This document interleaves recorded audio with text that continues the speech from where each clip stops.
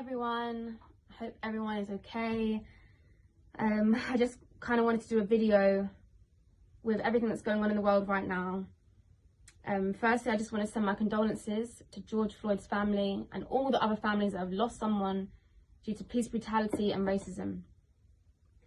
So I've written some words down because I feel like when I speak about my experiences or race in general, I get really sad and I get upset and I can never really say everything that I want to say. So I feel like I've written it down and I just want to share this with you guys. So, okay. Last year, I decided to open up about being one of 4 girls in Little Mix and how my race imprinted my experiences. From that interview, some people sympathised, some said nothing, but one thing that I took from that experience is the world did not care enough about race. Since then, I have tried to use my platform to raise awareness of matters such as racism. At this moment, I feel for the first time in my life, racism is the topic of conversation. We have the world's attention. We cannot see this as a moment. This has to be a movement until the system designed to oppress us is no more and we are seen as equals to our white counterparts. This is not something that can happen overnight. Black people have been oppressed for over 400 years. 400 years later, we are seeing still our black brothers and sisters being shot down and treated with less regard than everyone else. My parents are both mixed race. Both my grandfathers came to England with the Windrush generation and both married white women in a time where interracial relationships was extremely frowned upon. Growing up, me and my sisters never saw race being a limitation on what we wanted to achieve. Because if our grandparents can raise mixed race children in the 60s, we could do anything. One thing we were doing was sleeping on racism. Too often, black people are reminded how far we have come as opposed to how far we can go. In doing this, we sleep on racism.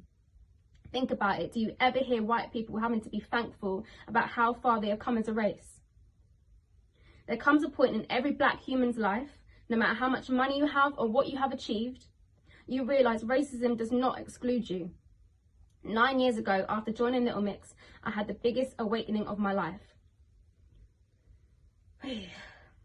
When we were filming Wings, we worked with Frank Gatson. He said to me, "You're the black girl, you have to work 10 times harder." Never in my life had someone told me that I would need to work harder because of my race. Later on, what Frank Gatson said made sense. I learned that the dream of being in the biggest girl band in the world came with its flaws and consequences. Consequences such as knowing about the existing underlying racism in the creative industries. You learn to understand you can't be seen to be too loud or too opinionated, otherwise you're deemed a diva or aggressive. You learn that by walking into a room, you are deemed unapproachable or offish before anyone has even approached you. You learn that by voicing your opinion about the lack of diversity within the industry is like smashing your head against a brick wall. So at events, ceremonies, you learn to take great comfort from rare moments when you meet black creatives who understand this feeling of misplacement that you have inside. So for that moment, the dream is alive. And then just like that, reality hits you. My reality was feeling lonely while touring to predominantly white countries. I sing to fans who don't see me or hear me or cheer me on.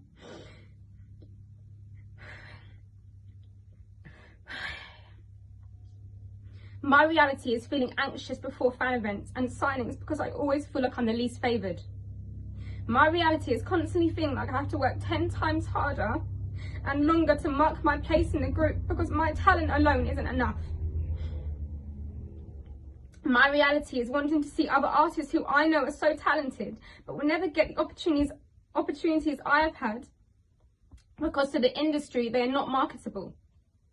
But they will get behind someone else with the aspects of black culture the world wants to see, but leave behind the aspects they feel make them unmarketable. My reality is all the times that I have felt invisible within my group, part of me is fully aware that my experience would have been even harder to cope with had I been dark-skinned. Our reality is no matter how far you think you have come, racism exists. It exists in sports, in the creative industries, in politics and policies, in the streets and in the hearts of racist individuals. We are no longer in a position where we need to be quiet on this matter. So let's all continue to speak up on racism and keep this movement going. Thank you.